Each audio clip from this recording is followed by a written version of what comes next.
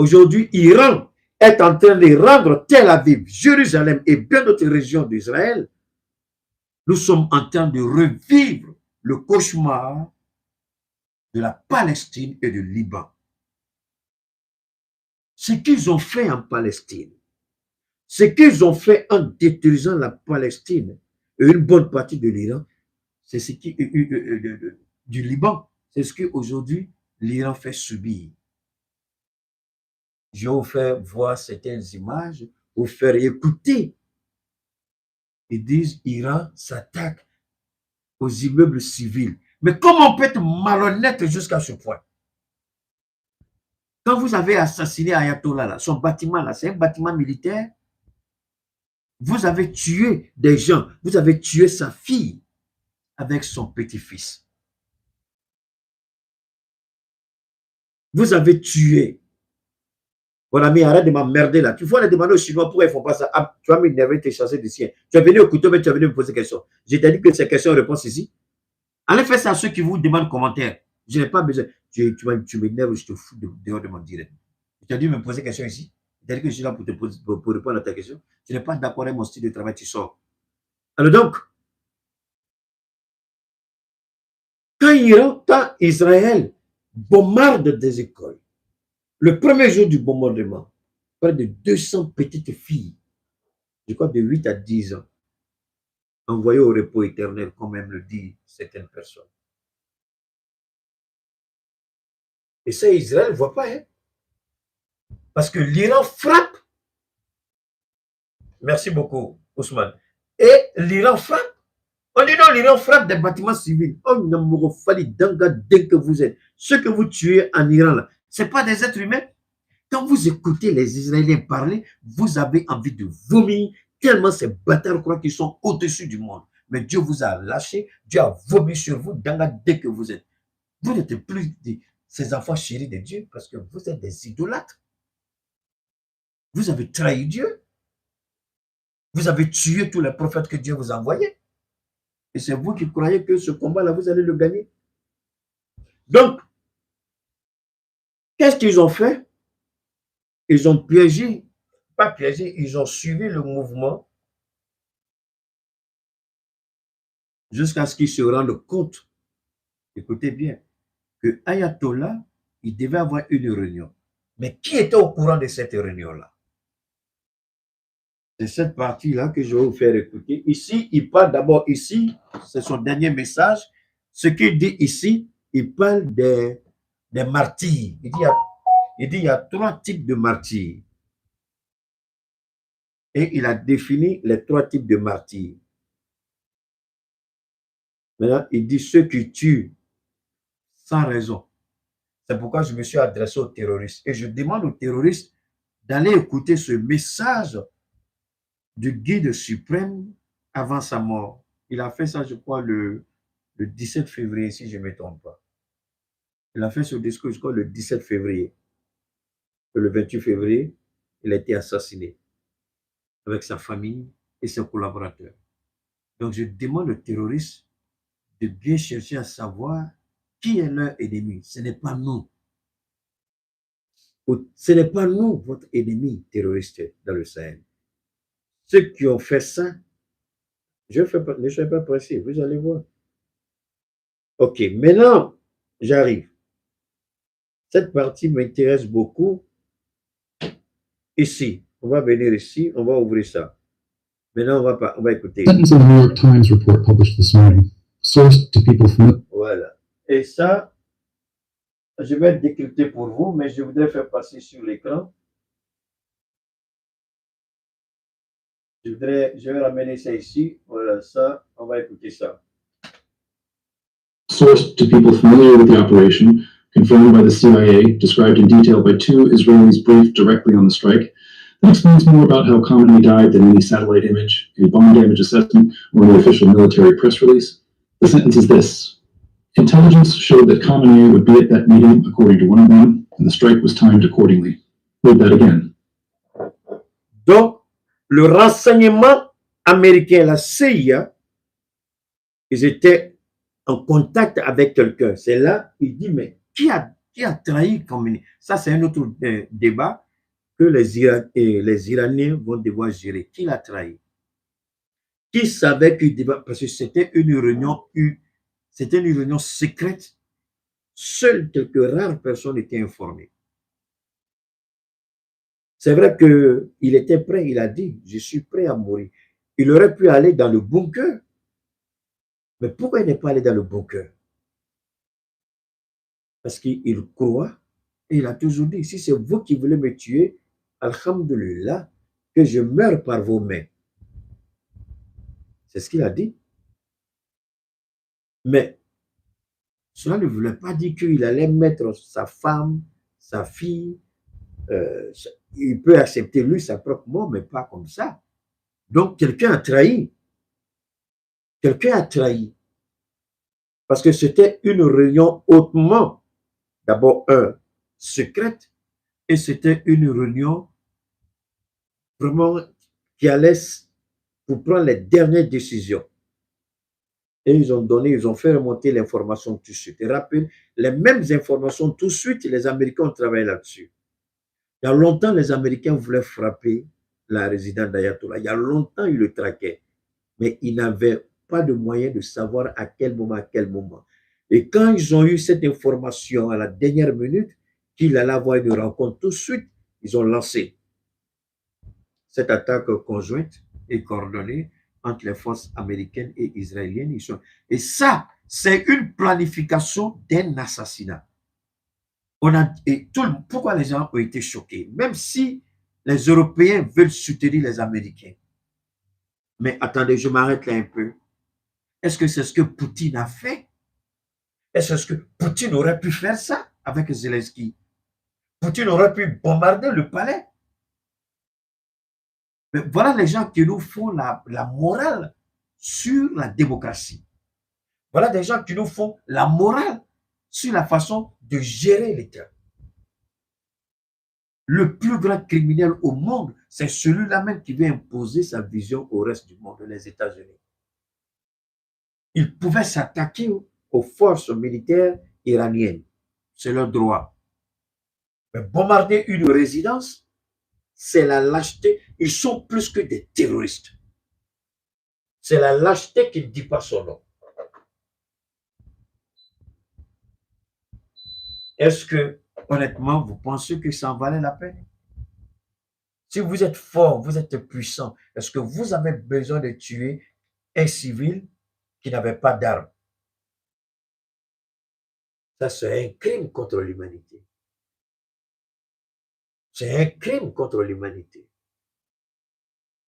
Une dernière fois, c'est un crime contre l'humanité. La CIA a traqué. Si vous avez besoin, bon, ok, il faut le décapiter. Donc, leur objectif, trouver une opportunité, une fenêtre de frappe, là où le guide serait avec des membres du gouvernement.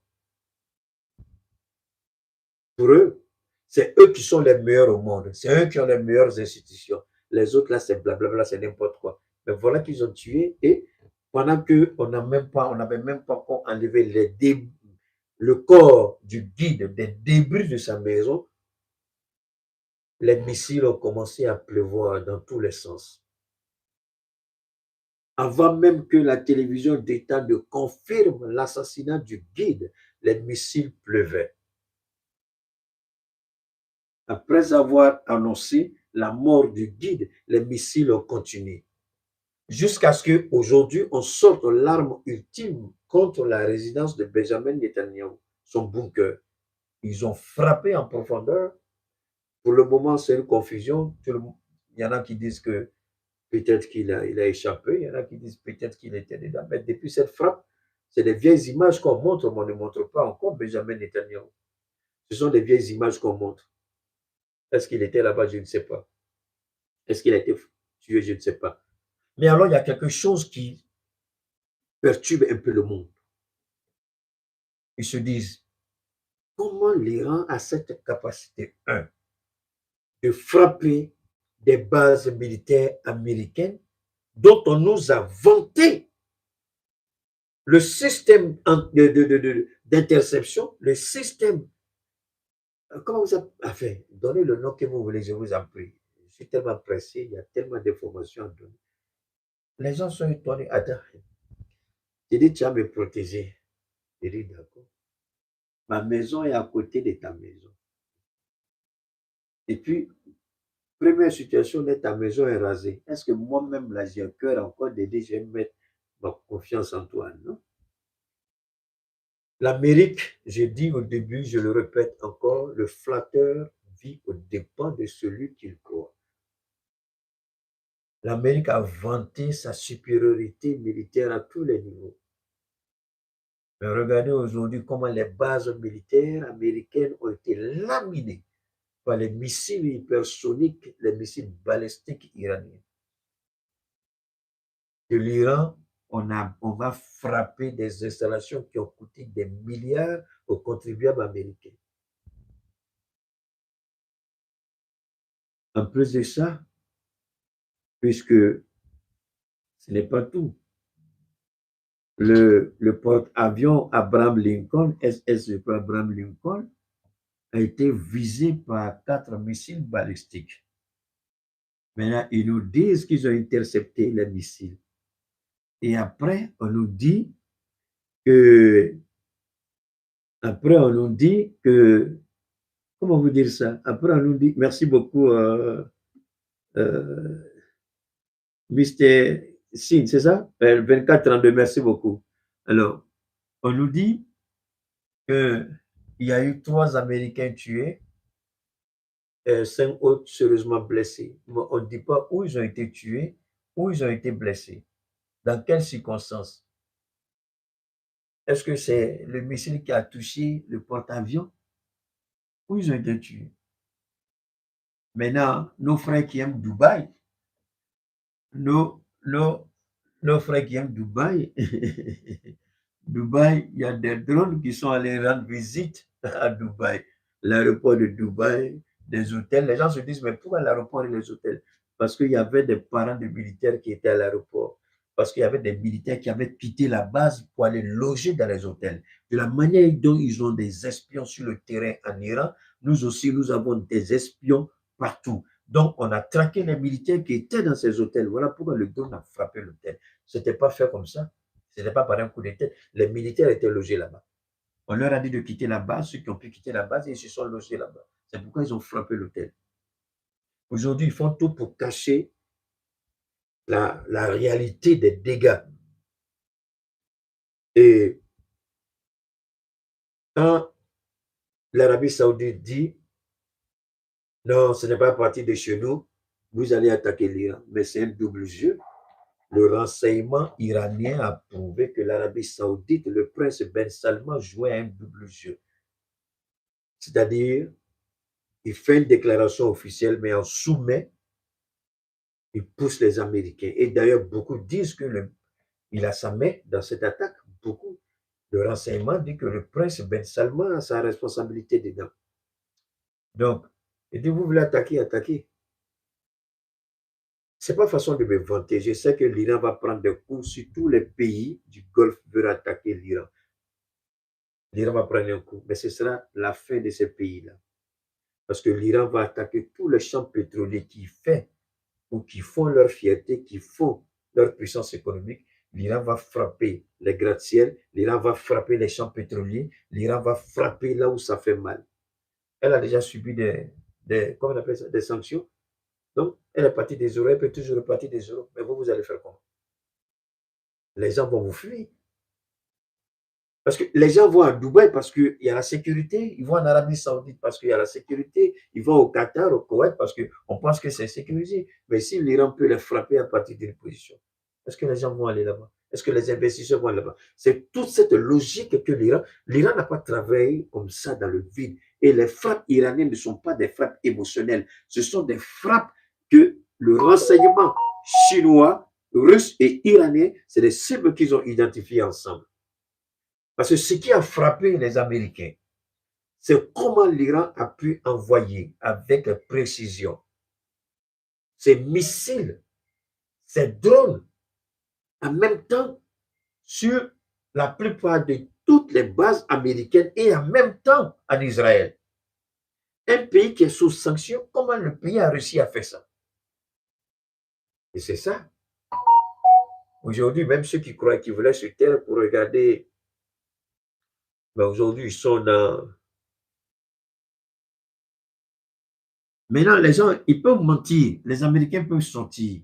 Ils peuvent faire croire que, attendez, si vous êtes en train de détruire l'Iran, expliquez aux gens, un pays que vous dites que vous avez mis à genoux, ça ne vous dit rien? La France, on va mettre l'économie russe à genoux. Ça vous dit rien? Alors, quand vous écoutez même le secrétaire d'État américain qui dit nos frappes ont fait, mais vos frappes ont fait ça.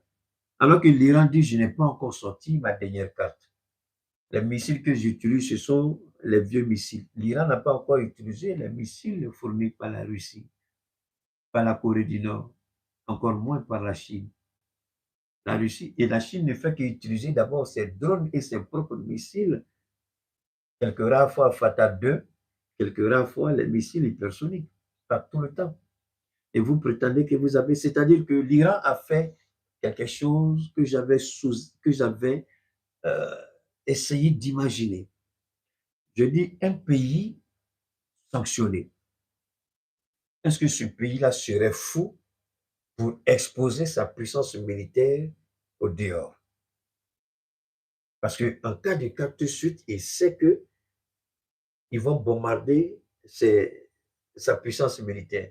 Donc, l'Iran, il y avait des bâtiments administratifs de l'armée. Il y avait les bureaux, oui, mais les casernes, les caches d'armes, où se trouvent les missiles, où se trouvent les bombes, où se trouvent les sous-marins, où se trouvent... Mais tout ça, c'est dans les montagnes, dans les grottes. Ils ont fait des trucs où, quand tu sors de l'eau, tu rentres tout de suite dans la grotte et puis c'est fini.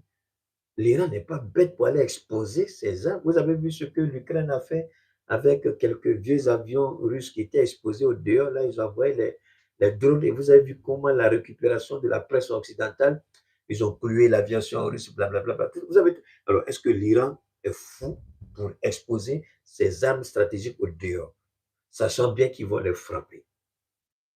L'Iran ne va jamais faire ça.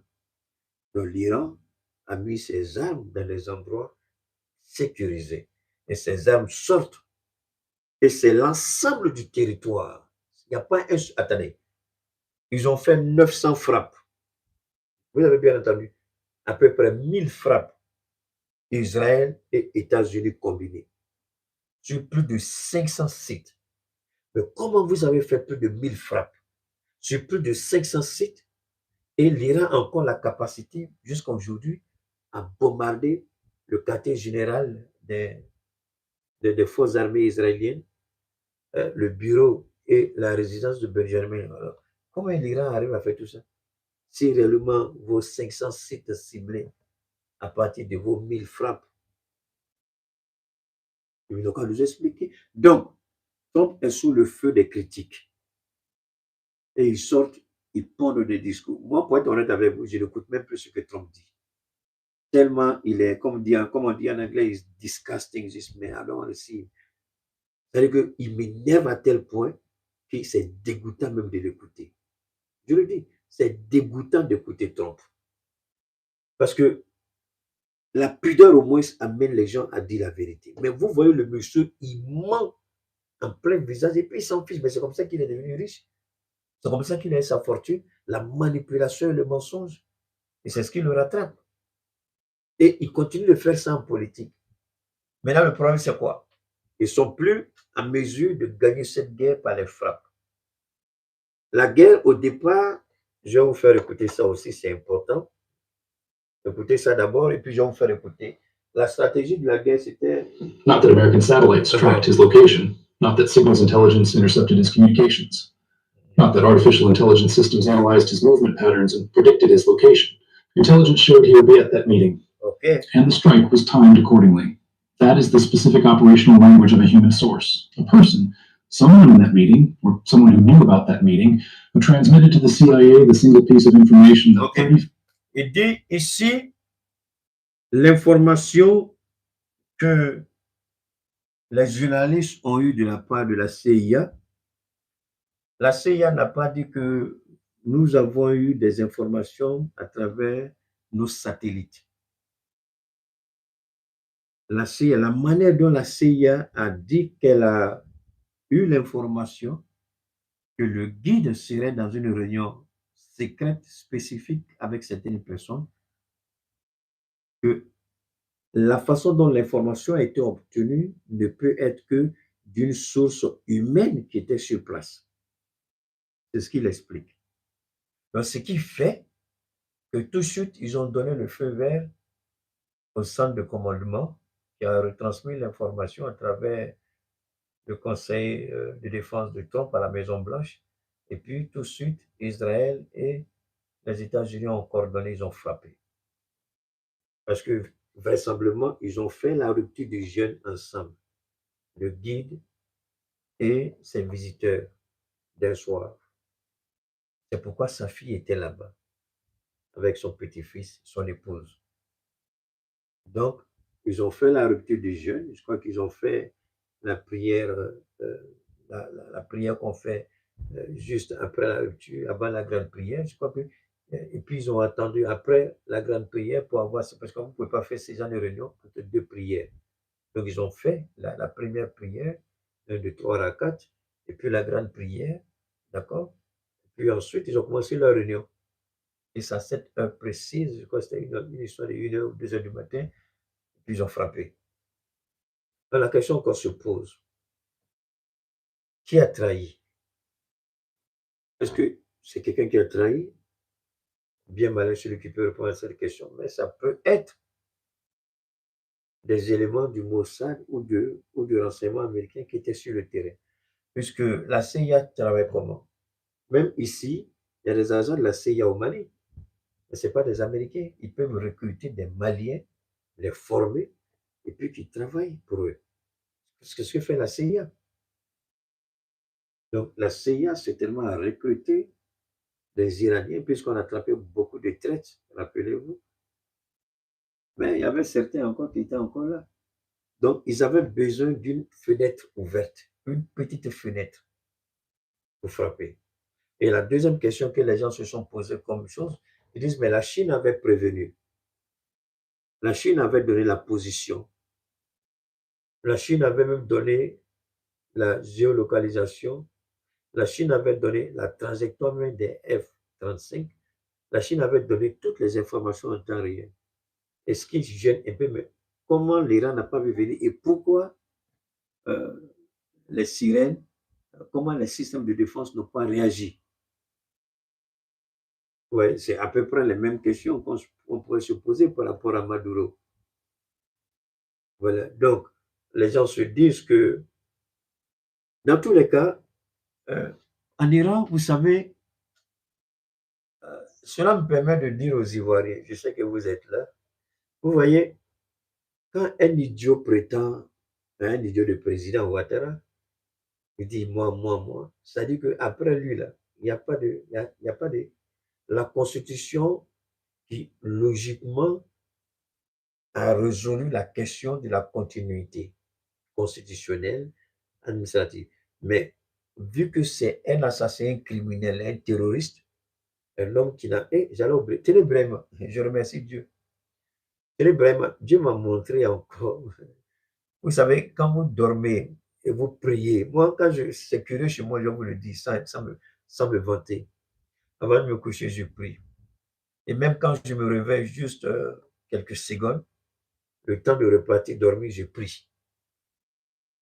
Oui, entre deux moments de sommeil, je prie. Donc, ça fait que je vois beaucoup de choses. Et si tu viens parler, c'est là que tu es menteur. C'est vraiment, celui que tu as envoyé là, j'ai vu son visage.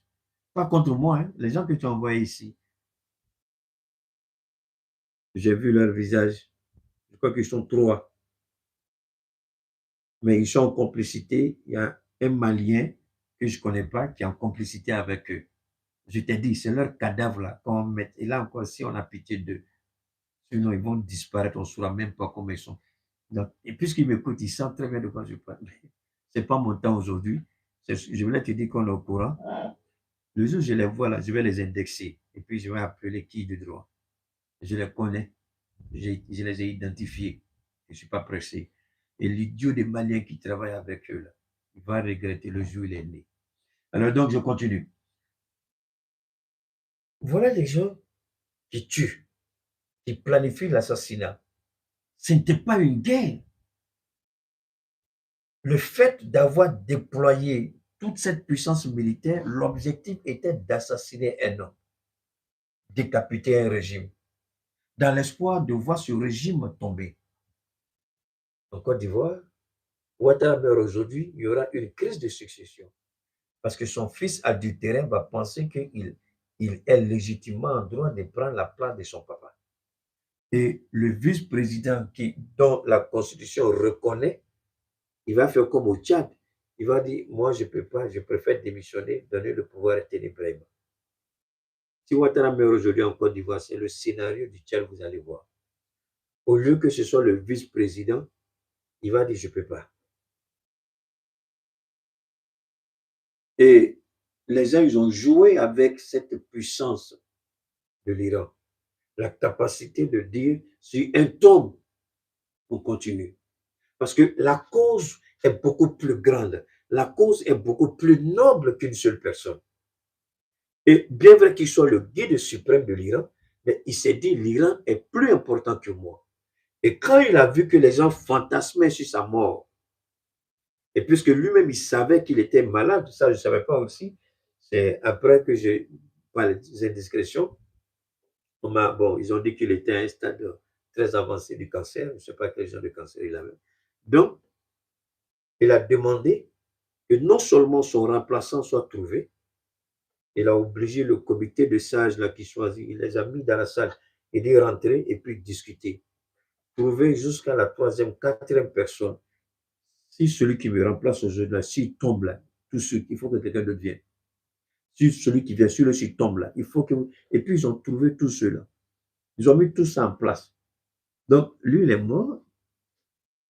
C'est zéro. Ce qu'ils ont fait, c'est zéro. Puisque le président est là. C'est vrai que les pouvoirs du président sont limités. Les gardiens de la révolution, tout de suite, ont eu un nouveau chef. Puisque le chef a été tué en même temps que le guide. Il était à la réunion. Donc, tout de suite, un nouveau chef a été nommé. Et le remplaçant du guide, on connaît, ce n'est que confirmation. Il a été déjà choisi. Avant, je crois qu'ils ont choisi jusqu'à 3 ou 4 personnes. Ça, c'est déjà fait en Iran. Donc, tout ce qu'ils ont fait, c'est zéro. Leur manipulation, c'est zéro. Leur chantage, là, c'est zéro. Leur fantasme, c'est zéro. Et comme ils savent parler, le flatteur ne vit qu'aux dépens de celui qu'il croit. Vous pouvez croire à ces idiots-là, de Trump, de Benjamin Netanyahu, de Marco Rubio, de tous ces petits bâtards qui se disent président. Ça, c'est votre problème, c'est votre choix. Mais en ce qui nous concerne, nous savons que leur gueule pourrie, rien de bon ne peut sortir dedans. S'ils étaient forts, si l'Amérique était cette puissance militaire, il y a longtemps, le cas de l'Iran était serré. S'ils ont choisi de déplacer 2 gros porte-avions, les 2 associés, ça fait 40 milliards de dollars. L'entretien, ça fait des millions de dollars par jour. On déplace tout ça à cause d'une seule personne, à cause du guide iranien. Posez-vous la question, où est votre puissance? Où est votre force? Où est votre capacité? Ils ont fait quoi? L'impression médiatique. Quand l'Iran a commencé à frapper, on va revenir sur les pays du Golfe, ne soyez pas pressés. Pour le moment, on est sur le guide d'abord. Quand l'Iran a commencé à frapper, ils n'ont pas anticipé ça. Pourquoi? J'arrive. Je vais vous dire pourquoi. Ils n'ont pas. Cette partie est intéressante. Il faut qu'on regarde tout ça. Parce que ça, c'est important. OK, on va remonter rapidement. OK, ça, j'ai vu. On va venir ici. Voilà, on va revenir. Ne quittez pas, hein? On est là. Partagez, je vous en prie, faites monter le mercure. On va voir ça aussi, c'est pas compliqué. OK, ça, c'est Israël. C'est pas vrai. C'est pas vrai. Alors, ce que vous devez retenir, il y a un élément important que je voudrais vous faire écouter. C'était, OK, Bon, le guide l'avait déjà dit, ça c'est OK. Pourquoi cette guerre? La guerre, ils avaient décidé, qu'est-ce qu'ils ont dit? Je vais continuer à parler ainsi jusqu'à ce que je touche ce que je recherche. Les États-Unis disent, je ne peux pas faire une guerre d'usure. Je ne peux pas faire une guerre sur 1 ou 2 mois. Le budget américain, je vous le dis aujourd'hui avec la plus grande certitude, haïssez-moi, détestez-moi, c'est votre problème, à lui don't care. Le budget américain ne permet pas aujourd'hui au Pentagone d'aller dans une guerre déjà des mois. Il ne peut pas financer parce que pour que je serais ravi de vous dire combien les gens dépensent. Oh là là, j'ai coupé mes ongles là, je vais ouvrir ça. Alors, je serais ravi de vous dire combien exactement le Pentagone dépense par jour. Missiles d'interception, missiles de frappe, entretien des 2 porte-avions, des B-2 Spirit, des F-35, les F-16, les F-18 et les F-22 Raptor. Comment on appelle ça? Les drones. Si on vous fait le point par jour, c'est une histoire de 20, 30, voire 50 millions de dollars par jour, sinon plus. Souvent, ça peut aller à 100 millions de dollars au regard de ce qu'ils font. Et l'Amérique ne peut pas financer une guerre qui va aller au-delà de 2 semaines maximum. L'Amérique n'a pas l'argent. Pour que l'Amérique puisse continuer cette guerre, il faut que des pays acceptent de payer le bon du trésor américain. Alors que Trump a rendu ça impossible à cause de son comportement. Le seul pays qui prenait les bons américains en gogo, en quantité industrielle, c'était la Chine. Aujourd'hui, la Chine est devenue l'ennemi numéro 1 de Trump. Alors, qui va acheter le bon du trésor? Parce que quand vous prenez le bon du trésor, l'argent rentre tout de suite. Vous avez l'argent pour faire la guerre. Pour faire la guerre de l'Irak, c'est la Chine qui a financé la guerre de l'Irak en prenant les bons du trésor américain. La Chine, le Japon, la Corée du Sud surtout. Les 3 pays. Mais aujourd'hui, personne ne veut faire ça. Personne ne veut du bon du trésor américain parce que la valeur est zéro aujourd'hui. Donc, Trump ne peut pas faire une guerre, même une semaine, c'est pas sûr. Donc, la planification qui a été faite par le Pentagone, c'est 4 jours, maximum 5 jours, à tout casser de façon extrapolée 1 semaine, c'est-à-dire 7 jours. C'est 7 jours que l'Amérique peut tenir dans une guerre face à l'Iran. Hé, Keita, tu mens. Pourquoi tu ne vas pas te coucher, petit idiot, si tu ne comprends rien, il faut fermer ta bouche. L'Amérique n'a pas les moyens financiers pour faire cette guerre. Vous croyez que c'est un coup de hasard que la Grande-Bretagne est venue? Tu peux utiliser notre pont, notre base, pardon, Diego Garcia, tu peux utiliser ça. La France dit, j'envoie le porte-avions Charles de Gaulle. Parce que l'Amérique ne peut pas supporter le coup. Ils font ça croyant qu'en retour par rapport à l'Ukraine, que Trump se souvienne qu'ils sont allés aider Trump. Mais Trump est un traître, un manipulateur, un corrompu et un voleur. Il ne va jamais se rappeler de ça. Il faut que les gens comprennent clairement. Mais c'est leur problème. Donc, l'Amérique n'a pas les moyens de faire une guerre qui va aller au-delà de 2 semaines. Mais Trump, pour manipuler l'esprit des Américains, ils disent la guerre au maximum 2 à 3 semaines. Mais il n'a pas les moyens d'aller au-delà d'1 semaine. C'est une réalité, c'est un fait. Ça, c'est d'abord au niveau des États-Unis. Deuxièmement, une guerre d'usure va détruire l'économie du Moyen-Orient, c'est-à-dire les pays du Golfe. Qatar, Bahreïn, Arabie Saoudite, Émirats Arabes Unis et autres. Leur économie, ça c'est un. Deuxièmement, les aéroports sont fermés. Donc, le trafic aérien est sérieusement perturbé. Donc, l'économie mondiale est à genoux. Le détroit de Dormuz, au pas, on dit 20% de l'énergie mondiale est fermé. L'Amérique, il ne peut même pas s'approcher là-bas pour dire qu'ils vont escorter les bateaux. Parce que l'Iran a déjà placé des mines, plus de 5000 mines. Il y a, je crois, un ou deux bateaux qui ont déjà pris feu.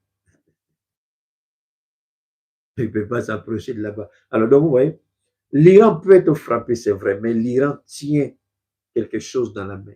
L'Iran n'a qu'à tenir pendant un mois. Il tient un mois, les Américains vont chasser Donald Trump du pouvoir.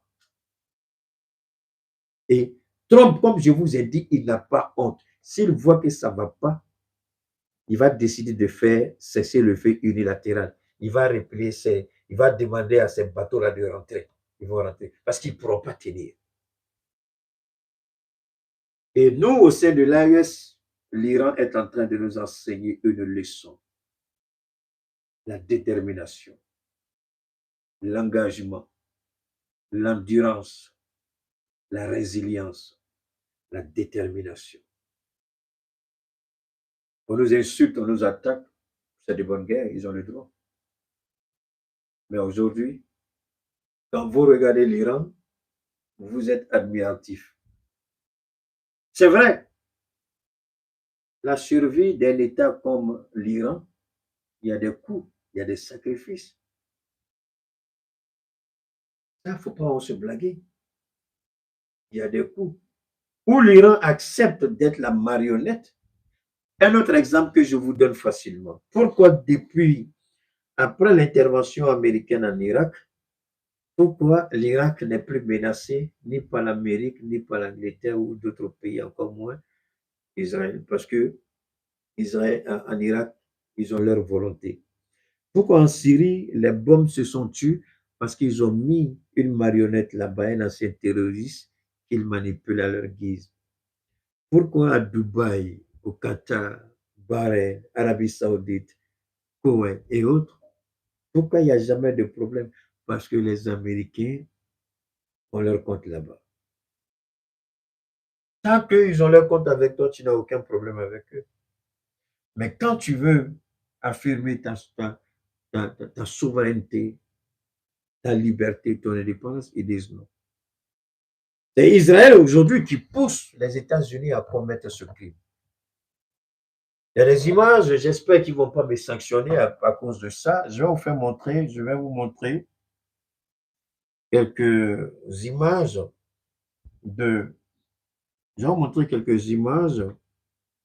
de ce que ils ont fait. C'est pas joli, hein? Les images sont pas jolies. Je vais être clair avec vous. Donc, on va commencer. Je vais vous montrer quelques images. J'espère que les images, j'espère que les images vont pas trop j'espère que les images ne seront pas. Je vais revenir rapidement. Permettez-moi, alors, permettez-moi. Ok, je pense que ici c'est bon. On peut voir ça rapidement, je vois ça. Everyone in DC right now is rewriting the playbook. They expected that Iran was going to basically lay down their weapons, and I believe they thought this was going to be a 24 to 48-hour war. But unfortunately, Iran didn't respond the way that they wanted. So now, donc, pour eux, quand ils ont fait leur projection, c'est pourquoi le premier jour, ils ont frappé 500 cibles le premier jour.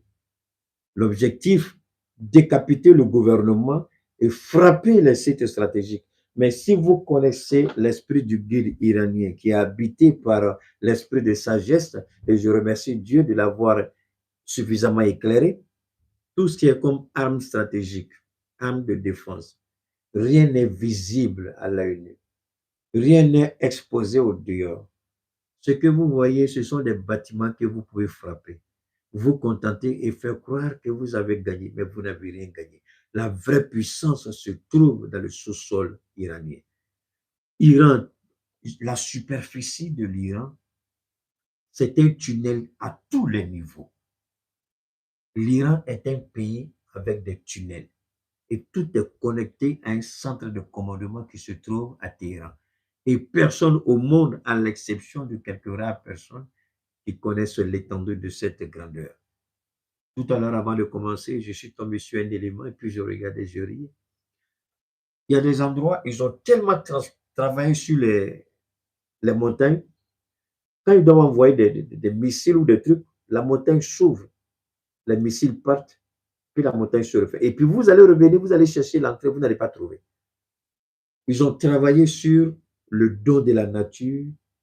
Ils se sont appuyés sur ce que Dieu leur a donné pour constituer la fondation, le socle même de leur défense. Tout est caché là-bas. Si les Américains avaient réellement affaibli l'Iran comme ils prétendent, pourquoi maintenant ils nous disent, bon, c'est une affaire de peut-être 2 semaines, mais dire que l'Amérique a échoué en Iran, c'est une humiliation. Ils ont échoué en Afghanistan. Ils ont échoué en Irak. Ils ont fui. Mais ici, la réalité, elle est claire. On peut ne pas l'accepter, je peux comprendre. Mais l'Amérique, je ne suis pas le seul. L'Amérique ne gagnera pas cette guerre, non, ni sur le plan militaire, ni sur le plan stratégique, mais c'est Israël, dans un premier temps, qui va payer. Israël, aujourd'hui, est méconnaissable. Je vais voir si je peux vous montrer juste une, pas tous, parce que je n'ai pas envie que les gens m'emmerdent avec ça. Je vais juste voir si je peux vous montrer quelques images, parce que ce n'est pas joli à voir. Vraiment, c'est des choses qui ne sont pas, pour être honnête, c'est des choses qui ne sont pas jolies. Je vais voir hein, si je peux, je vais voir ça, si je peux vous montrer ça. Like hidden landmines long after the initial strike. Je vais revenir un peu en arrière, voir, voilà. Je vais voir si vous pouvez voir un peu. Dramatic footage circulating on social media appeared to show dozens of fiery fragments raining down. Ok, vous voyez, c'est ça. J'espère que tout le monde voit ça. Ça, ce sont des bombes en fragmentation que l'Iran a utilisées. Ces bombes, quand l'Iran lance cette bombe, avant l'impact, la bombe se dissocie en plusieurs têtes. Et chaque tête, je crois, peut porter jusqu'à 2 kilos ou 3 kilos, quelque chose comme ça. Et donc, c'est ça qui est en train de tuer Israël. Et c'est là que les Israéliens sont très énervés. Parce que les gens ne savaient pas que l'Iran avait cette technologie. Mais cette technologie, autant pour moi, elle est russe. C'est une technologie russe. Ça, ce sont des bombes à fragmentation. Ils envoient, le temps d'arriver net, ça se disperse. Donc, les missiles, les systèmes de défense sont désarticulés. Ils ne peuvent rien faire. Donc, vous voyez, c'est-à-dire que les gens ont tellement sous-estimé l'Iran. C'est pourquoi il est bon dans la vie, premier conseil, dans la vie, si on vous sous-estime, ne cherchez pas à prouver que vous avez raison. Acceptez qu'on vous sous-estime. Pendant ce temps, restez dans l'ombre, travaillez, forgez-vous. Comme on dit en Dula, acceptez qu'on vous sous-estime là. Ne soyez pas frustrés. Vous êtes frustrés, vous perdez la face. Quand on vous sous-estime, vous riez, vous avancez. Mais vous seul, vous savez ce que vous êtes en train de faire. Le jour où les gens vont voir, quand ils vont vous regarder, tout le monde va rester bouche bée. Et c'est ce que l'Iran fait. L'Iran a été tellement sous-estimé, tellement négligé, que personne n'a vu que l'Iran était en train de se préparer. Mais évidemment, l'enfant de Satan, de capote au percé, Benjamin Netanyahu, je ne sais pas le jour que lui va mourir, quel signe Dieu va montrer à Israël que Benjamin était le fils de Satan. Il est satanique. C'est un criminel et un assassin, un voleur, un corrompu, un manipulateur. Je ne sais pas comment il va mourir ce gars-là, mais ce ne serait pas joli, le jour va mourir. Maintenant, ils ont attaqué la maison du guide. Le guide est mort. L'Iran frappe la résidence de Benjamin Netanyahu. Ça fait plus de 48 heures, personne ne le voit. Mais il demande seulement qu'il n'a rien, il va bien. Mais il est où? Je sais qu'il n'est pas mort. Mais s'il est mort, alhamdoulilah, je vais applaudir. Mais comme je ne sais pas qu'il est mort, je dis alors, donc il connaît l'odeur de la mort. Tu as envoyé la mort là-bas, Et c'est lui le premier qui a dit que le monsieur était mort. C'est pourquoi, permettez-moi, j'ouvre une parenthèse ici. Il a été le premier à dire que le guide est mort. J'ai dit, mais comment il peut savoir que le guide est mort? Et c'est ça qui a aiguisé ma curiosité. J'ai dit, mais attends, vous avez bombardé sa résidence. Est-ce qu'il était là-bas? Est-ce qu'il était là-bas? Est-ce qu'il est mort? Est-ce qu'il était là-bas? C'est la question que je me posais. J'ai dit, mais attendez, s'il dit ça, ça veut dire que peut-être il sait que le guide était là-bas. Mais comment il sait que le guide était là-bas? C'est là que j'ai commencé maintenant à ne plus regarder ceux qui étaient dans l'euphorie des Américains, ceux qui racontaient leur vie de merde, mais je cherchais maintenant la vérité. J'ai commencé à fouiller, jusqu'à ce que je tombe sur la vidéo que je vous ai montrée tout à l'heure, où le renseignement américain dit que ça fait des mois, plus de 2 mois, qu'il traquait le guide. Et c'est là que, quand ils ont vu qu'ils se retrouvaient tous, évidemment, c'est une information humaine. C'est pas un satellite.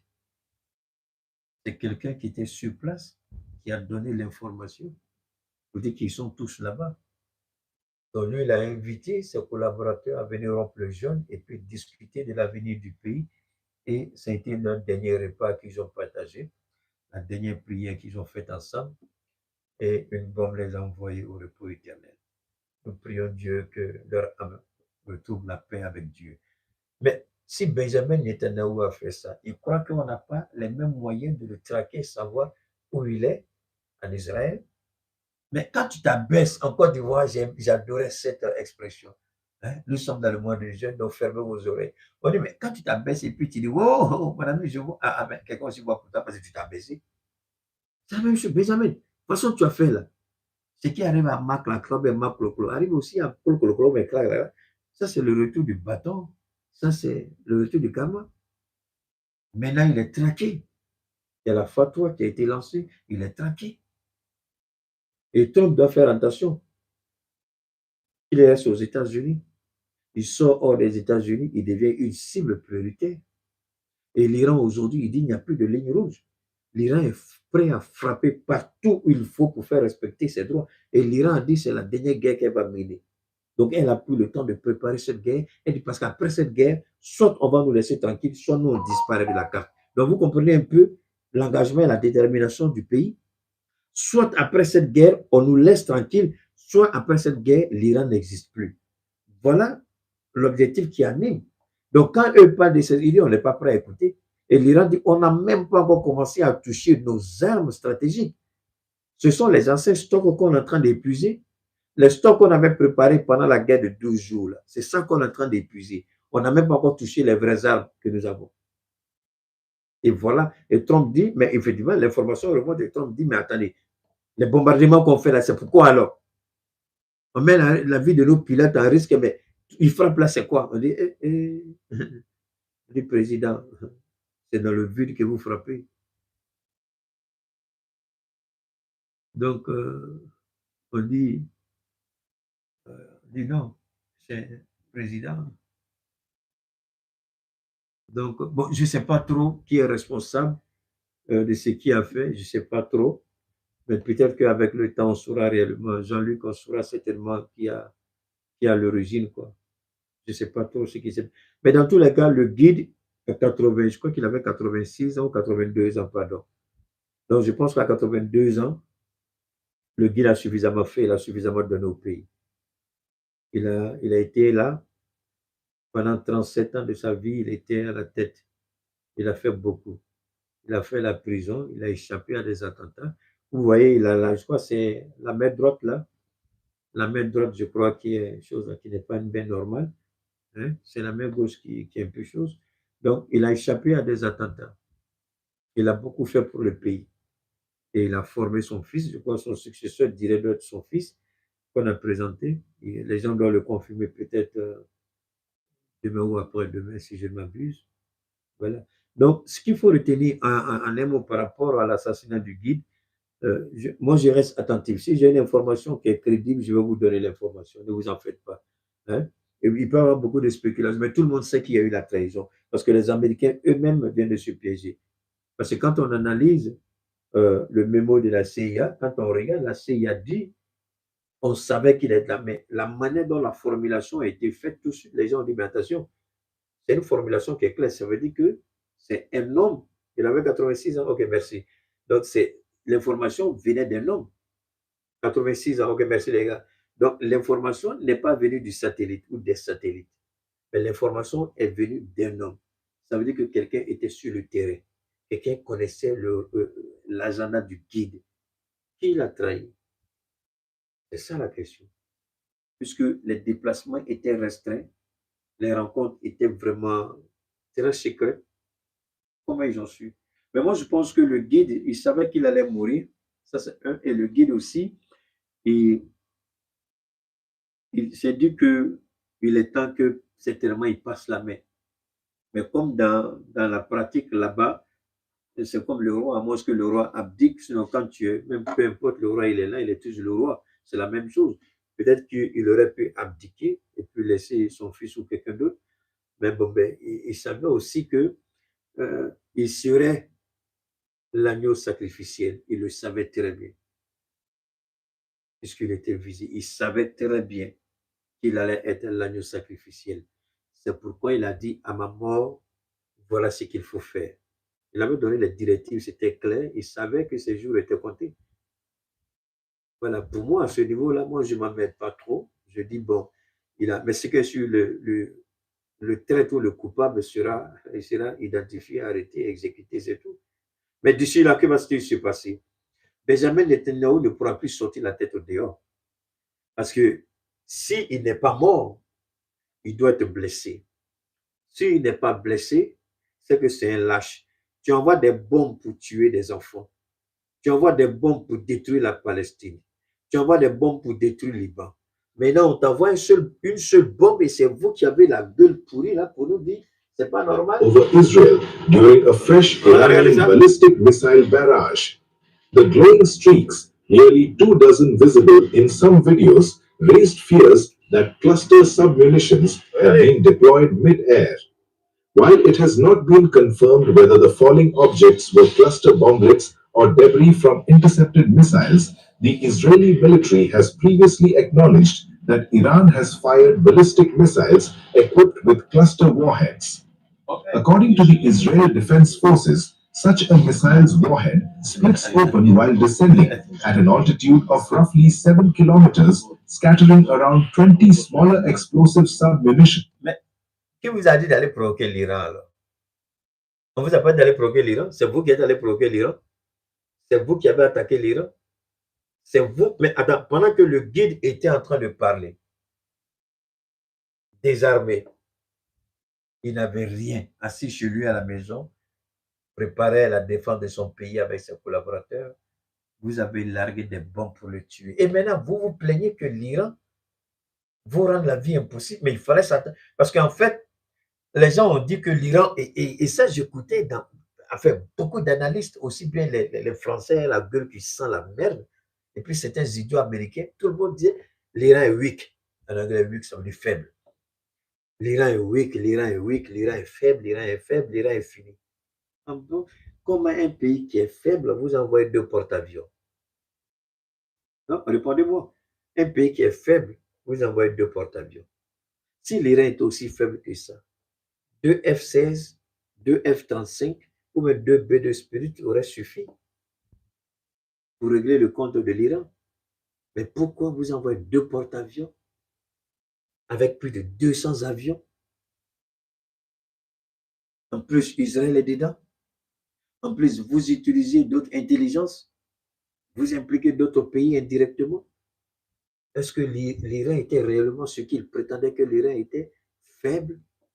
Mais si l'Iran est faible, comment, après ces attaques-là, l'Iran a pu s'organiser? Parce que c'est ça qui les a surpris.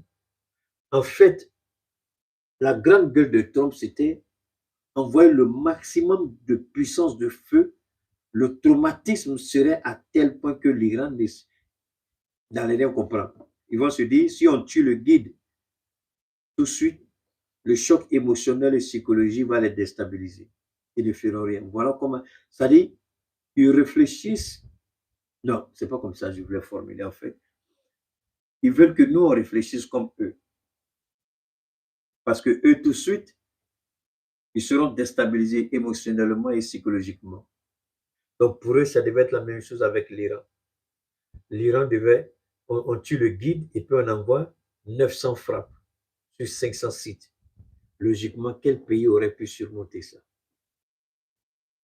Il faut un pays qui a préparé une guerre depuis des années et des années. Non, non, non, il faut, vous aussi, Abdul, pardon, Aziz, à cause de Dieu, à cause de Dieu. Aziz, il faut laisser ça. Non, non, non, je bloque pas un bâtard, laissez-le. C'est ça qui fait la force de Keïta. Vous voyez, quand le petit bâtard, le jeune qui mène, hein, et puis il m'attaque là. Ce que je suis en train de dire, je suis en train de défendre une cause juste et noble. Si un bâtard perd son temps sur moi je m'en fous. Quand il me regarde, l'enfant de capote au perso, le Nyamwade bâtard et ses parents et tous bâtards, est-ce qu'il peut m'arriver à la cheville? La jalousie, quand tu regardes quelqu'un, mon ami Aziz, la jalousie fait que tu le regardes, tu as envie de mourir. Mais quand il me regarde là, c'est la gloire de Dieu qui est là. Regarde la beauté, regarde la classe, regarde, il ne peut pas supporter. Donc laisse-le. Ah. Les enfants des capotes percées, tu as perdu ton temps. Pourquoi? Il faut laisser Naka continuer à parler. Alors donc, on continue. Across a radius of nearly 8 kilometers. Each bomblet carries approximately 2.5 km. Ok, ça, on va maintenant. Non, non, je ne vais pas aller là-bas, mais il y a un endroit qui m'intéresse où je voudrais vous montrer quelque chose d'exceptionnel parce que il y a une structure, ok, il y a RGZ, ok, ok, on va redescendre un peu, il y a une partie intéressante que je vais vous montrer. C'est ça qui est intéressant, d'accord? On va, ok, c'est cette partie-là, on va regarder ça les gars, d'accord? On va regarder ça rapidement. Believing they would survive. Tonight, that belief is buried under the. Non, non, c'est pas ça que je veux. Il y a un élément qui m'intéresse là. Ok, j'espère que ça, je crois que c'est la partie. Israel menembus jalur udara dan memaksa warga sipil berhamburan mencari perlindungan di bawah tanah dan di balik beton bunker. Suara dentuman keras memenuhi kota-kota besar seperti Tel Aviv. Sementara sistem pertahanan Israel sibuk menyambar target-target yang melesat dari selatan menuju utara negeri itu. Ledakan tercatat menghantam pusat kota dan menyebabkan korban jiwa serta sejumlah besar luka-luka serius. Ketegangan yang sudah memuncak selama berhari-hari mencapai titik kritis ketika rudal-rudal balistik Iran memasuki wilayah udara Israel tanpa peringatan yang cukup, mengguncang infrastruktur dan menimbulkan kepanikan luas di antara penduduk sipil. Ketika sirene perang meraung, ils disent qu'ils ont le dôme de fer, l'étoile de David, le patati patata, le pays qui a un système de défense le plus sophistiqué après celui des États-Unis, c'est Israël. Maintenant, la question, tous les pays qui ont investi des milliards pour avoir le même système de défense se posent la question. Comment l'Iran arrive à perforer vos lignes de défense? Comment l'Iran arrive à traverser ce que vous appelez le rideau de fer, cette protection infranchissable? Comment l'Iran arrive à le faire? Et ça soulève toutes les questions. Et les gens réfléchissent comment et comment. Pendant ce temps, l'Iran continue de frapper. L'Iran continue d'avancer.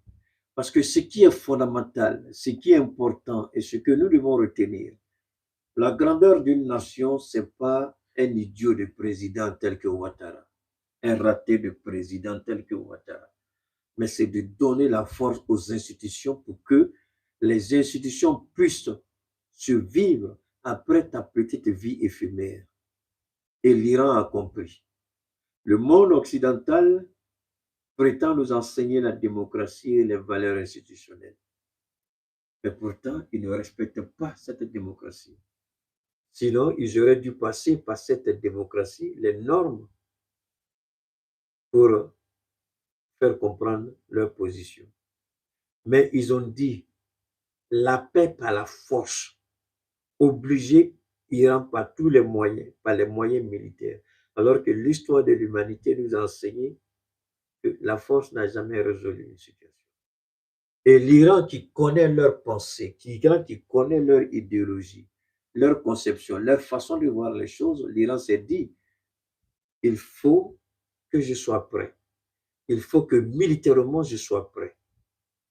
Sinon, je serai la volonté de ces idiots-là. Et l'Iran s'est préparé.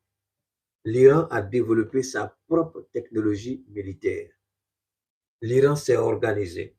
Évidemment, les missiles hypersoniques, Mach 10, Mach 13, avec les sous-marins, avec des systèmes de radar. Évidemment que l'Iran a travaillé avec 3 pays, la Russie, la Chine et la Corée du Nord. Ce sont les 3 partenaires stratégiques du fait que l'Iran, n'oubliez pas, est sous sanction depuis plus de 40 ou 45 ans, je ne sais pas combien d'années. Depuis la révolution, l'Iran est sous sanction. Et l'Iran a traversé ces moments difficiles et l'Iran s'est imposé.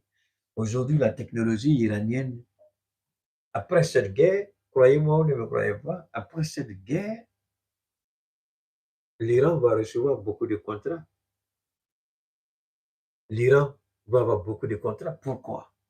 Parce que beaucoup voudraient que l'Iran partage avec eux cette technologie qui a permis à l'Iran de traverser le système de défense le plus sophistiqué présenté comme étant tel dans le monde, c'est-à-dire les systèmes de défense américains et israéliens. Comment l'Iran? Parce que ce n'est pas seulement en Israël. Toutes les bases américaines ont été frappées avec succès. J'ai vu même au Koweït, les gens, et puis il y a un mensonge que les gens essaient de choses. Ils essaient de dire que je crois qu'il y a 3 jets, 3 F-15 qui ont été abattus au Koweït. Et ils ont fait un communiqué. D'abord, avant qu'ils ne fassent le communiqué, les autorités koweïtiennes disent qu'elles ont abattu 2 avions F-35. Écoutez bien, ça ne fallait pas F-35, les Su-35, pardon. C'est ce que les autorités koweïtiennes ont dit, qu'elles ont abattu 2 Sukhoi 35 de l'armée iranienne. Alors que depuis que la guerre a commencé, l'Iran n'a jamais utilisé des avions pour aller frapper. L'Iran a suffisamment de missiles en stock pour envoyer suffisamment de projectiles vers le Koweït. Donc déjà, c'est rigolo. Comment l'Iran va traverser le Golfe avec ces 2 navires qui sont accostés au port? Ces 2 navires sont là-bas pourquoi? Pour empêcher l'Iran d'utiliser ses avions de combat. Ça, on ne l'a pas suffisamment expliqué. Je vais l'expliquer de façon intelligente, même si le petit bâtard qui se fait appeler Nyamugo de bâtard, ton père bâtard Adama, ta famille bâtard Nyamugo de. Alors, donc, je continue. Vous savez, les porte-avions, c'est vrai, permettent à l'Amérique de se projeter, envoyer ses avions pour larguer des bombes, ça c'est vrai. Mais en même temps, empêche l'Iran d'utiliser ses moyens aériens pour aller attaquer, n'est-ce pas? Donc, l'Iran le sait très bien. L'Iran le sait très bien. Donc, que fait l'Iran? Au lieu de faire sortir ses avions, pourquoi on les abat inutilement? L'Iran utilise. Alors, la question que chacun devrait se poser, comment les missiles iraniens arrivent à surpasser ces 2 porte-avions? Parce que, hey, les gens ne savent pas que Keïta, c'est le baobab de Dieu, subhanallah. Attends, je vais, attendez, réfléchissons. Je vous invite à la réflexion saine, s'il vous plaît. Comment les missiles iraniens sont parvenus à frapper toutes les bases américaines alors que on a 2 porte-avions aux portes de l'Iran pour intercepter tous les missiles? Comment les missiles iraniens ont réussi à les frapper et détruire pratiquement Jérusalem et Tel Aviv? Aujourd'hui, 80% de Jérusalem, ce sont des débris. 80% de Tel Aviv, ce sont des débris. Les quartiers généraux des forces de défense et de sécurité israéliennes ont été volés en éclats. Le bureau de la primature de Benjamin Netanyahu a été rendu en cendres. Les centres commerciaux ont été frappés. Il n'y a pas de choix. Les missiles pleuvent et frappent et détruisent tout. Donc, les missiles iraniens, mon ami, basse altitude ou pas, pardon, Ibrahim, ça, c'est pas important. Il faut écouter quand je passe, s'il te plaît, mon ami. Donc, tu me fais croire qu'un navire un navire de 20 milliards de dollars, qui est présenté comme la puissance militaire américaine, ne peut pas intercepter un missile, même s'il vole à basse altitude. C'est ce que tu me dis, Ibrahim? Est-ce que tu crois que les Américains seront d'accord avec toi? La réalité, c'est qu'ils ont vendu une illusion. Ils nous ont vendu un rêve et nous ne croyons plus. Parce qu'à la fin de cette guerre, le monde ne sera plus jamais le même. Je répète, à la fin de cette guerre, le monde ne sera plus jamais le même. C'est une certitude. Vous n'allez pas voir les bouleversements immédiats, mais chaque pays, chaque région, chaque continent, chaque puissance va s'organiser. Le monde ne sera plus. Et Trump, comme je le disais pendant une de mes interventions, je vous ai dit que Macron est une bénédiction pour nous, Africains. Et Donald Trump est une bénédiction pour le monde. Et Trump vient, une fois de plus, de confirmer ce que j'ai dit. Les gens sont en train, les gens ont fouillé un peu partout. Ils sont tombés sur des révélations de Nostradamus. Et puis, il y a une dame là, une dame qui a parlé de Trump. Mais je vais vous faire écouter ça. C'est important. Si c'est des informations qui vont vous aider aussi. D'accord. C'est des informations, on a tous besoin de ça. Permettez-moi rapidement de voir comment je peux profiter, enfin, comment tous on va profiter. Permettez-moi, je crois que cette dame-là, il faut qu'on l'écoute nous tous. Alors, et puis, bon, d'accord, permettez-moi, hein, je vais chercher l'image de la dame. Permettez-moi, voilà, c'est le remplaçant du guide, là, c'est son fils, là, c'est lui qui est là. Le fils du guide iranien, c'est lui qui est là. Voilà, c'est lui qui va le remplacer. Bon, ça, ce sont... Je vais vous montrer ça rapidement aussi pour me connaître. Regardez Israël.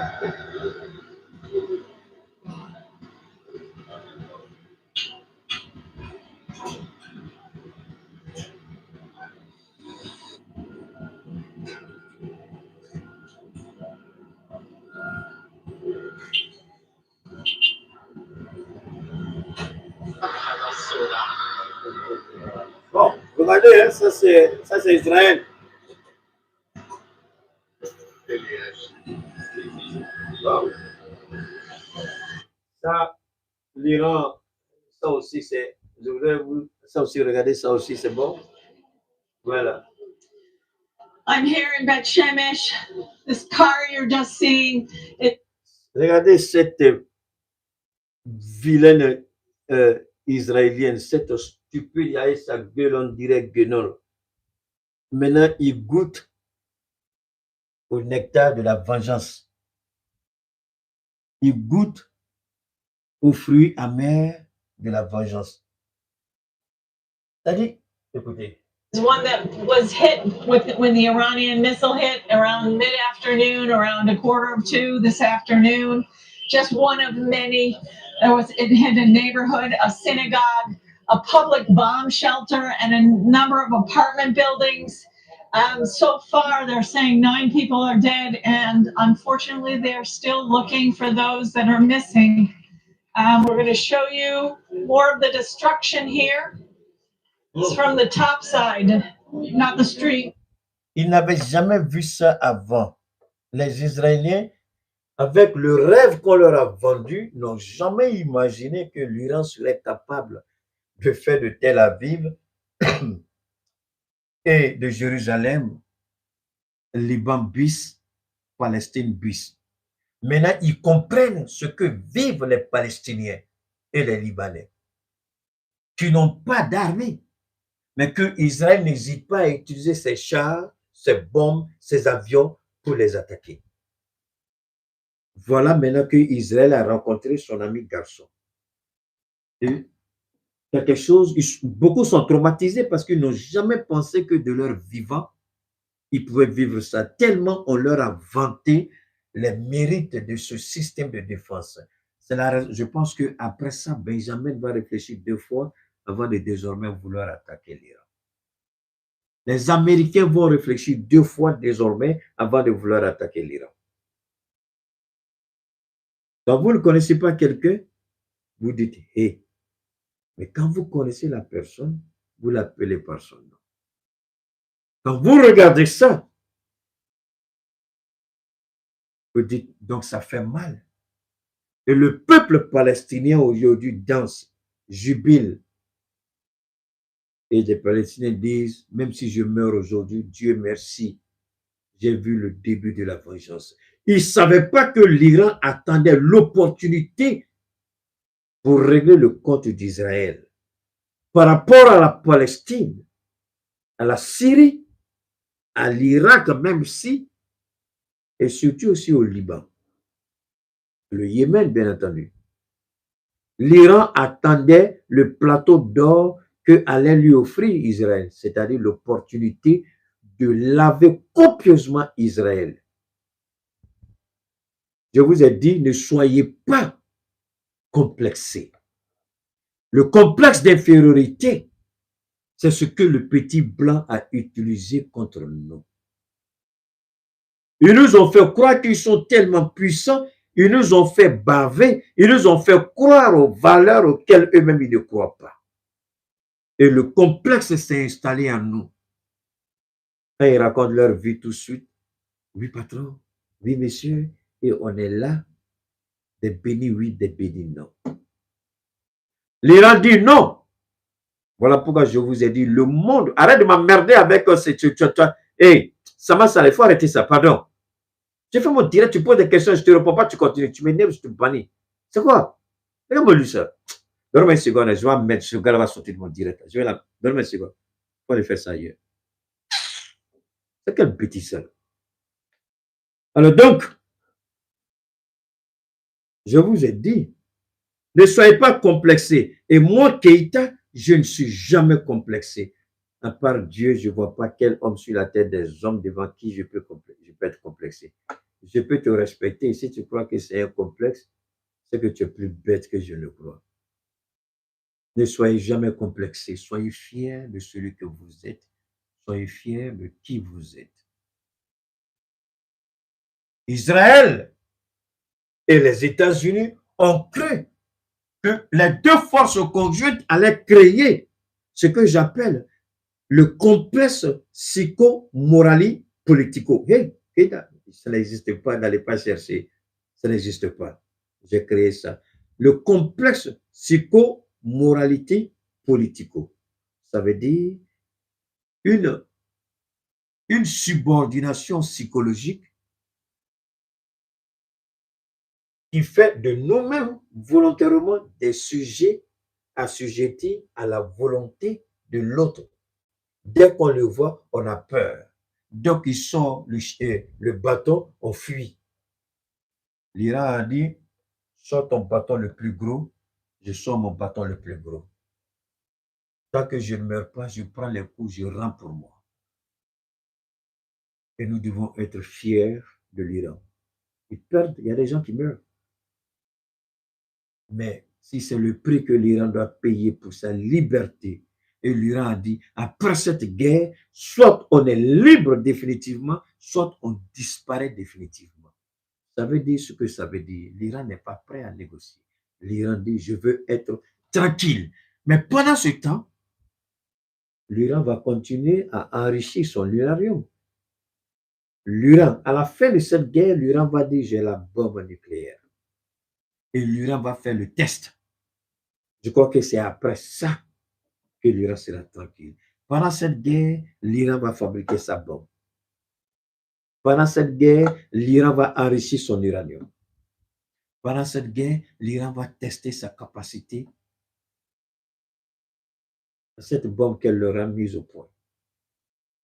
Tout est lié. Mais ce n'est pas la faute à l'Iran. C'est eux qui ont poussé l'Iran à faire ça.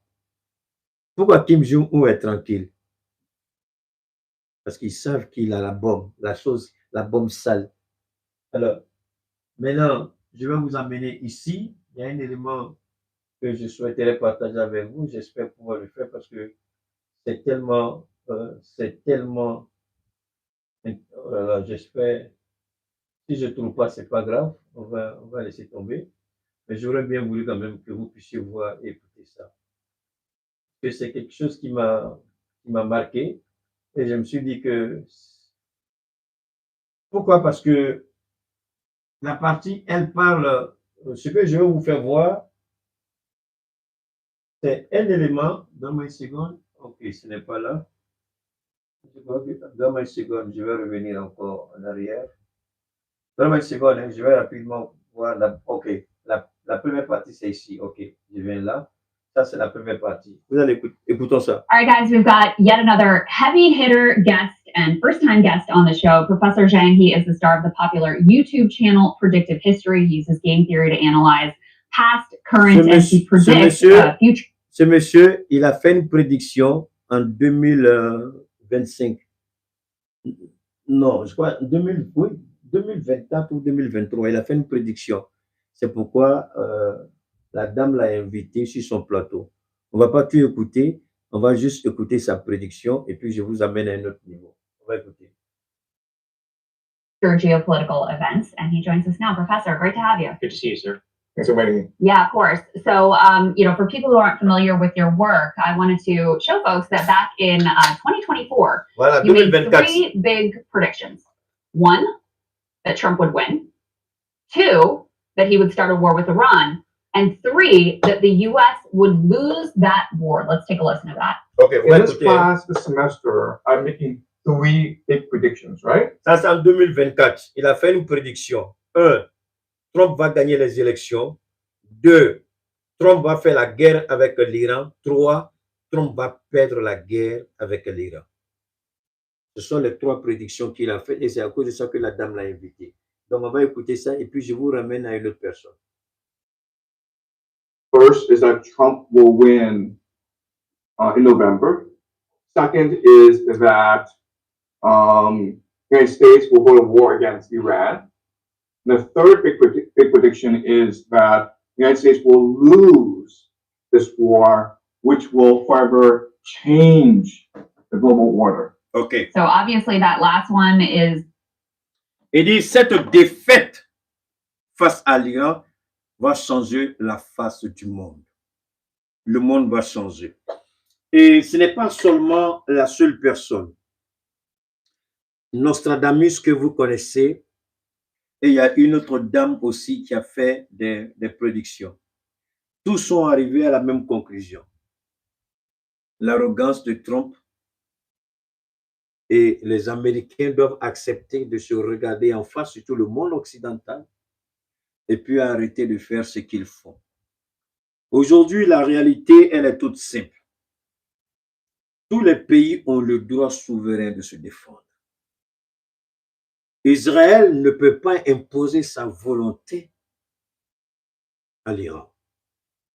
C'est la même chose dans le Sahel avec l'Algérie. L'Algérie qui ne veut pas voir dans le Sahel une force émergente capable de la rivaliser, c'est-à-dire le Mali. C'est pourquoi l'Algérie s'était employée corps et âme à faire tout pour que la Russie ne nous vende pas certaines armes stratégiques. Elle a perdu ce combat. La Russie a fait le choix d'être libre dans ses partenaires. Personne ne lui dit ce qu'elle doit ou elle ne doit pas faire. Pendant que Israël, en complicité avec les États-Unis, mettait au point la bombe atomique, le même pays veut dire à un autre, vous n'avez pas le droit de faire ça. Ce n'est pas tant le fait de dire vous n'avez pas le droit, mais c'est de vouloir utiliser la force et de se croire tellement supérieur, de lancer des attaques contre un pays qui ne vous a rien fait, parce que vous savez qu'il y a les États-Unis qui vont s'impliquer et vous accompagner dans votre folie. C'est pourquoi cette guerre, l'Iran l'a préparée. Les gens pensaient que les sanctions avaient affaibli l'Iran à tel point qu'une telle opération, tout de suite, l'Iran sera décapité. Ils ont tablé sur les manifestations qui se sont passées aussi il y a quelques semaines en arrière, dire que, parce que l'objectif c'était ça. Le premier objectif c'était à travers les manifestations. Dans les manifestations, infiltrer les manifestants, provoquer le chaos et créer une situation d'insécurité. Les Américains, les Israéliens vont profiter, entrer et puis attaquer tout de suite les institutions et décapiter complètement le régime. L'Iran a compris le jeu avec le soutien de la Chine et de la Russie. Après avoir coupé Internet, ils ont commencé à traquer tous les détenteurs de Starlink et ils ont imposé le respect de la loi. C'est la première phase, ils ont échoué. La deuxième phase consistait à faire quoi? La deuxième phase consiste à décapiter en une frappe tous les membres du gouvernement rassemblés en même temps dans un lieu avec le guide. Dieu merci, le président n'était pas là-bas. Le patron des gardiens de la Révolution était là-bas. Le ministre de la Défense était là-bas. Le guide suprême était là-bas. Un des conseillers du guide, je crois, était là-bas. Sa fille, sa femme, son petit-fils. Donc, à peu près 10 autorités étaient avec lui, 10 ou 12. Tous ont été tués en même temps. Ils ont cru qu'ils avaient atteint leur objectif, ils ont cru que l'Iran était décapité. Mais ce qu'ils avaient oublié ou sous-estimé ou maladroitement interprété, c'est que l'Iran a ce qu'on appelle la continuité constitutionnelle. Donc le guide tout de suite, puisque c'est le guide qui valide toutes les grandes décisions politiques et stratégiques du pays. Donc le guide a dit, à tout moment je peux mourir, rapidement choisissez un remplaçant. Et choisissez le remplaçant du remplaçant, et choisissez le remplaçant du remplaçant du remplaçant. C'est ce qu'ils ont fait. Donc, c'est comme s'ils pressentaient que lui-même, il allait mourir. Donc, ils ont géré, ils ont calé, et il est resté ferme. À peine, ce qui était important, c'était la continuité des opérations militaires d'abord.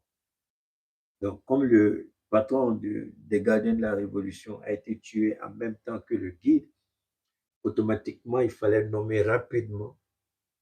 Et ce que les gens n'ont pas compris, il y a un comité des sages qui est là. C'est ce comité qui désigne. C'est-à-dire le système de succession en Iran, et c'est ça qui est un peu rigolo, quoi. C'est-à-dire qu'ils ne cherchent même pas à savoir comment le pays fonctionne. Ils croient que tout le monde, c'est vrai que moi j'aime m'habiller, mais je ne suis pas accroché au matériel. Je ne suis pas matérialiste. Hein? Peut-être le fait que je ne suis pas trop accro, c'est peut-être ce qui fait que Dieu me donne tellement en abondance que je prends et puis je fais profiter plein de gens aussi autour de moi. Hein? Donc, ils pensaient que les gens, la société occidentale était une société de consommation, était une société matérialiste. Vous avez entendu Alassane Ouattara, l'idiot président, dans ces gens-là, ils n'ont rien, ils ont mis l'emprunt, on va couper, qu'il y a quelqu'un qui a son budget qui est financé, blablabla, pour ça, ils pourront payer le salaire un mois, deux. Il dit, toi, le vieillard idiot, tu dis, tu as payé, tu n'as rien compris. Mais voilà, voilà l'AES qui tient. D'abord, le Mali tient, nous on tient. Qui coûte derrière nous aujourd'hui? Ce n'est pas le Fonds monétaire, ce n'est pas la Banque mondiale. Et Ousmane Sonko a envoyé un message. Et le message d'Ousmane Sonko, c'est à l'AES et à tous les pays africains. Faites attention au FMI. Faites attention à la Banque mondiale. Ils ne sont pas là pour nous aider, mais pour nous exploiter et pour nous maintenir dans la domination. Et c'est ce que Ouattara a fait à la Côte d'Ivoire. Ouattara a détruit ce pays. Il a surendetté ce pays. Donc, l'Iran qui a en place un mécanisme de succession constitutionnelle, mais il y a un mécanisme qui est là. Et tant que ce mécanisme est en place, jamais, jamais l'État iranien ne sera décapité. Je répète, pour assurer la continuité constitutionnelle, il y a un mécanisme de succession qui a été mis en place. Et ce mécanisme-là est piloté par un comité. Et c'est ce comité-là qui se retrouve. Et c'est ce comité-là qui choisit. Ce comité a une liste de candidats jusqu'à la 10e personne. Toutes qualifiées les unes comme les autres, bien entendu, en parlant de personnes.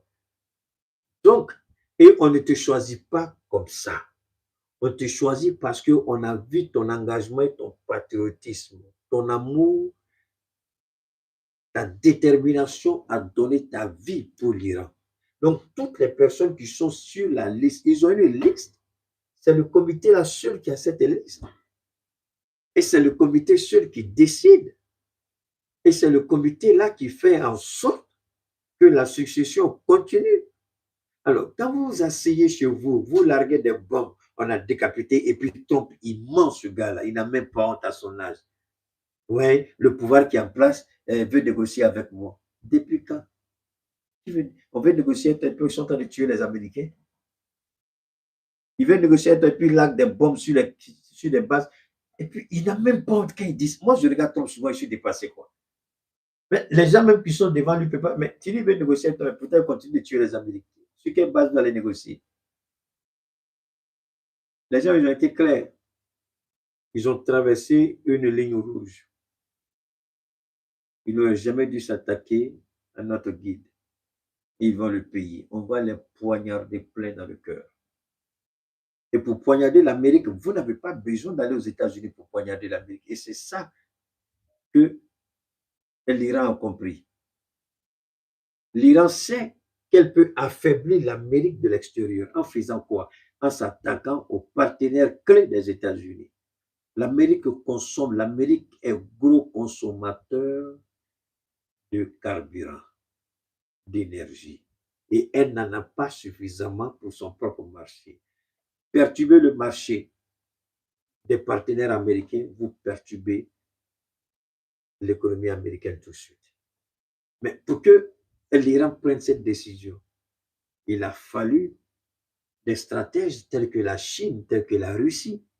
Mais aujourd'hui, la Russie se frotte les mains. Ça, c'était la troisième partie de notre intervention. Je vais faire tout pour être rapide. On a déjà fait plus de 2 heures de temps.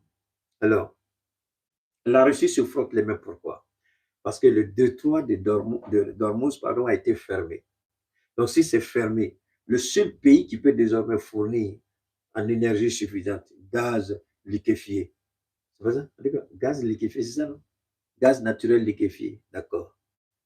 Gaz GNL, voilà, gaz naturel liquéfié. Le pétrole, c'est la Russie. Si l'Iran ferme le détroit, plus rien ne passe. Donc, vous serez obligés, les Européens seront obligés d'aller manger dans l'assiette où ils ont pissé dedans. C'est-à-dire, ils seront obligés d'aller négocier avec la Russie. Puisque le Koweït, Dubaï, Émirats Arabes Unis, pardon, Arabie Saoudite, et tout le truc là, ça passe par là-bas. Mais puisque l'Iran a fermé, la Russie est là. La Russie dit d'accord, moi je suis là. Qui veut acheter? Maintenant, Européens, vous allez faire comment? C'est-à-dire que les gens n'ont pas compris. Vous êtes dépendant d'un marché. Et ceux qui peuvent même perturber le marché sont vos pires ennemis. Ceux qui peuvent même dérégler tout le système et vous mettre dans une position de fragilité économique, vous vous amusez avec eux. Tu t'amuses avec l'Iran. Ils ont fermé maintenant le détroit. Aucun bateau ne passe. Donc déjà, le prix, dès demain, nous tous, on va sentir ça ici. Le prix a changé. Le prix du carburant a monté tout de suite. Mais celui qui peut donner en quantité industrielle, il n'a pas besoin de détroit. C'est qui? C'est la Russie. Maintenant, vous faites pareil la Russie. Vous attaquez la Russie. Vous provoquez la Russie. Vous insultez la Russie. Maintenant, si la Russie même dit je ne vous vends pas aussi, vous allez faire comment? Vous voyez, le monde souvent il est beaucoup plus complexe que des petites analyses. Il faut aller plus loin. Et l'Iran, en se préparant, l'Iran est prêt aux conséquences. Malgré tout ce que vous allez entendre, est-ce que l'Iran peut tenir? Si l'Iran ne pouvait pas tenir, elle n'allait jamais engager cette guerre. C'est une guerre de survie. Je vous l'ai dit, l'Iran dit, et ça c'est le message que le guide a laissé. Une guerre où on gagne cette guerre, on est libre, où on perd, on est effacé de la carte. C'est pourquoi l'Iran ne se retient plus. L'Iran n'a jamais cherché. Le missile que l'Iran a envoyé sur la résidence de Benjamin Netanyahu, son bureau, sur le quartier général de FDS, IDF, pardon, la force de défense israélienne, le siège de Mossad, les résidences. Mais il n'y a plus de choix. Pour aller frapper l'hôtel Palm Beach à Dubaï, pourquoi? Pourquoi frapper l'aéroport? Pourquoi frapper les champs pétroliers? Pourquoi frapper les champs gaziers? Mais tout est lié. Il y a une raison pour ça. Il y a une raison. Mais maintenant, est-ce que ces États-là, c'est dans leur intérêt de vouloir attaquer l'Iran? Ils le font, ils sont perdants. Pourquoi? Parce que l'Iran va frapper les champs pétroliers plus en profondeur. Une fois que tout ça va voler en éclats, pour reconstituer, ça vous prend des années. Est-ce que vous êtes prêts à faire ça? L'Iran est habitué à la résilience et à la reconstitution. Mais est-ce que vous êtes habitué à ça? Parce que quelqu'un qui est bébé gâté, quelqu'un qui est habitué à c'est là, avec quelqu'un qui a appris à casser les cailloux. Même si c'est compliqué comme comment, il sait qu'il va casser les cailloux toujours. Donc, il n'a pas de problème pour casser les cailloux, puisqu'il a toujours cassé les cailloux. Mais toi, tu es toujours habitué à être dolorté. On t'a dit de casser les cailloux, tu pourras casser les cailloux. Donc, les Américains, oui, mais quand vous avez la grande gueule, vous ne regardez pas. Vous savez, je vous ai parlé très souvent d'un esprit, l'esprit de la confusion. L'esprit de la confusion, c'est cet esprit qui vous fait croire que vous êtes fort, vous êtes puissant, vous pouvez. Et quand vous vous engagez, après vous voyez, c'est le vide qui est devant vous et c'est compliqué. C'est cet esprit-là qui les a poussés à commettre ces erreurs-là. Ils n'ont rien compris. Ils n'ont rien compris. Donc, le guide est mort, c'est vrai, mais le guide, il y a la succession qui est déjà garantie. Il y aura les funérailles de 7 jours chômés, payés, 40 jours de deuil, et l'Iran a juré vengeance. En d'autres termes, Benjamin Netanyahu, sa vie est comptée, ses jours sont comptés. On peut le dire avec certitude, les jours de Benjamin Netanyahu sont comptés. Et Israël va continuer à compter ses morts, Israël va continuer à recevoir des bombes. Tant que l'Israël ne s'arrêtera pas, l'Iran ne s'arrêtera pas. Que cela soit clair pour nous tous. L'Iran ne va pas s'arrêter. L'Iran va frapper et l'Iran va continuer à frapper en profondeur. Et Trump est conscient, il ne peut pas aller au-delà. Il n'a pas l'argent pour ça puisqu'il n'a pas demandé le concours du Congrès. Il a lancé cette opération sans consulter le Congrès. Merci. Cabrimo, on n'a pas peur de couteau, grâce, c'est vrai. Et Trump n'a pas demandé le soutien. Et c'est bon. S'il va au-delà d'une semaine, il aura besoin d'argent. Il faut aller au Congrès. Est-ce que le Congrès va lui donner l'argent pour faire cette guerre? Et comme je l'ai dit, l'Amérique a besoin d'argent. Et l'argent que l'Amérique a besoin, c'est qu'on paye les bons du Trésor américain. Ils émettent aujourd'hui les bons sur le marché. Personne ne va prendre. Pour la simple raison que le président qu'ils ont, c'est un président qui est incertain, qui n'est pas un bon président, qui peut changer de... Alors, tu vas prendre et puis après, tu achètes les bons du Trésor, après, il va imposer des tarifs sur ton pays. Mais c'est la raison pour laquelle les gens ne vont pas prendre le bon du Trésor américain. À cause, vous savez, tout ce que vous faites là, forcément dans la vie, vous allez se dire, pourquoi quand les idiots viennent m'insulter là, Je vous demande pardon, les Syriens, ils ne savent pas à qui ils ont affaire. Mais c'est leur problème, puisque c'est des maudits. Je ne perds pas mon temps pour eux. C'est des Yamogodés, perdre mon temps à aller parler à des petits bâtards, des ratés, ça me donne quoi. Regardez Trump, quand il faisait son malin de tarif. Aujourd'hui, il veut aller en guerre. Il n'a pas l'argent. Pour qu'il puisse financer sa guerre, il faut qu'on émette les bons du trésor. Mais qui va prendre les bons du trésor alors que tous les pays du monde, tu as décidé d'imposer de quoi? Des tarifs douaniers. Qui est bête? Tu m'imposes tarifs douaniers et puis j'allais prendre ton bon du trésor et puis tu as fait ta guerre. Après, tu vas venir encore me sanctionner. Voilà pourquoi c'est compliqué aujourd'hui pour Donald Trump. Et cette guerre, il ne pourra pas la faire parce qu'il n'a pas l'argent. Et l'Amérique a besoin d'argent pour faire cette guerre. Chaque jour, ces 2 porte-avions avec ses projectiles, ses missiles, ses sorties et ses entrées d'avion, mais ce sont des centaines de millions par jour. Il ne peut pas. Il a besoin d'argent pour ça. Il ne peut pas. Benjamin Netanyahu, c'est la grande gueule. Lui, désormais, c'est dans le bunker, il va rester pour parler. Parce que ses jours sont comptés. Et il va sortir là. On va mettre espion pour le suivre aussi. Dès qu'on saura qu'il est quelque part là, on va mettre missile hypersonique pour le rendre néant là où il est. Voilà. Donc, il ne faut pas avoir peur. Moi, je ne sais pas pourquoi il a peur maintenant de sortir. Tu as fait la grande gueule, tu mets ton peuple en danger, tu vas te cacher dans le bunker, tu tues le président des autres, et puis toi, tu vas te cacher. Mais si tu es garçon là, il faut sortir. De toute façon, tu as lancé bombe là. Il faut sortir pour dire que moi, je fais confiance à nos systèmes de défense. Lancez vos missiles, ça ne peut rien me faire.